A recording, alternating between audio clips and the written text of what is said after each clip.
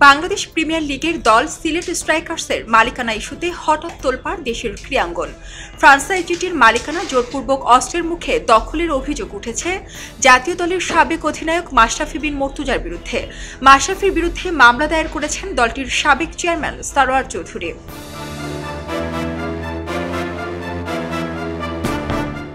সারওয়ার চৌধুরী বলেন, মাশরাফি বিন মর্তুজা এতদিন বাংলাদেশের অন্যতম প্রভাবশালী ব্যক্তিদের একজন ছিলেন। ক্রিকেটার হিসেবে তার অনেক জনপ্রিয়তা ছিল, আছে। আমি নিজেও মাশরাফির অজানা হিংস্র চরিত্র দেখার আগে অনেক বড় ফ্যান ছিলাম এবং আমি জানি তখন হয়তো আমি মাশরাফির বিরুদ্ধে অভিযোগ করলে সেটি বিশ্বাস করা কঠিন হতো। আমার জন্য সবচেয়ে কঠিন বিষয় ছিল মাশরাফিকে নতুনভাবে দেখা। তিনি শুধু বাংলাদেশ দলের সাবেক অধিনায়কই নন, তিনি তখন সরকার দলীয় এমপি ছিলেন এবং সেই সরকার ছিল স্বৈরাচারী। এমন একজন প্রভাবশালী ব্যক্তির বিরুদ্ধে দাঁড়ানো প্রায় অসম্ভব ছিল। তাই আমি আমার পরিবার পরিজনের যারা অনেকেই বাংলাদেশেই বসবাস করেন তাদের নিরাপত্তার কথা ভেবে মাশরাফির বিরুদ্ধে কিছু করতে পারিনি।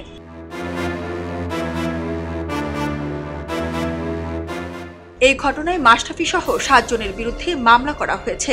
মামলার এজাহারে বলা হয়েছে, মাশরাফি ও তার লোকজন মিলে 2023 সালে সিলেট স্ট্রাইকার্সের মাদার প্রতিষ্ঠান ফিউচার স্পোর্টস বাংলাদেশ লিমিটেডের 4,50,00,000 টাকার শেয়ার জোরপূর্বক নিয়ে নেন।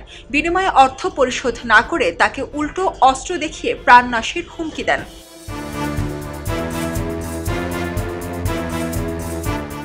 মামলার খবর জানাজানি হওয়ার পর সামাজিক যোগাযোগ মাধ্যমে ব্যাপক সমালোচনা শুরু হয়। জাতীয় দলের সাবেক অধিনায়ক মাশরাফির বিরুদ্ধে এমন অভিযোগ সমর্থকরা হজম করতে পারছেন না। সিলেট স্ট্রাইকার্স এর মধ্যে তাদের ফেসবুক পেজে এই অভিযোগের বিষয়ে একটি বিবৃতি দিয়েছে। সিলেট স্ট্রাইকার্সের 1% মালিকানাও মাশরাফি বিন মর্তুজার কখনোই ছিল না, এখনো নেই। ফ্রাঞ্চাইজির মালিকানার যে কাগজপত্র বিসিবির কাছে আছে সেখানেও মাশরাফির নাম নেই।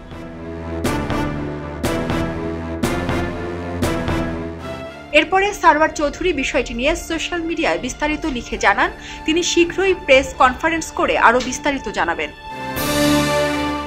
সারা জেরিন, খবরের কাগজ, স্পোর্টস।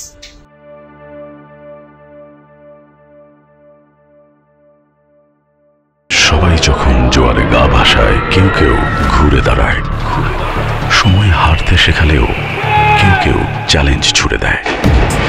পক্ষপাতের ভিড়ে আজ থেকে কোনো পক্ষ নয়, খবর হবে নিরপেক্ষ।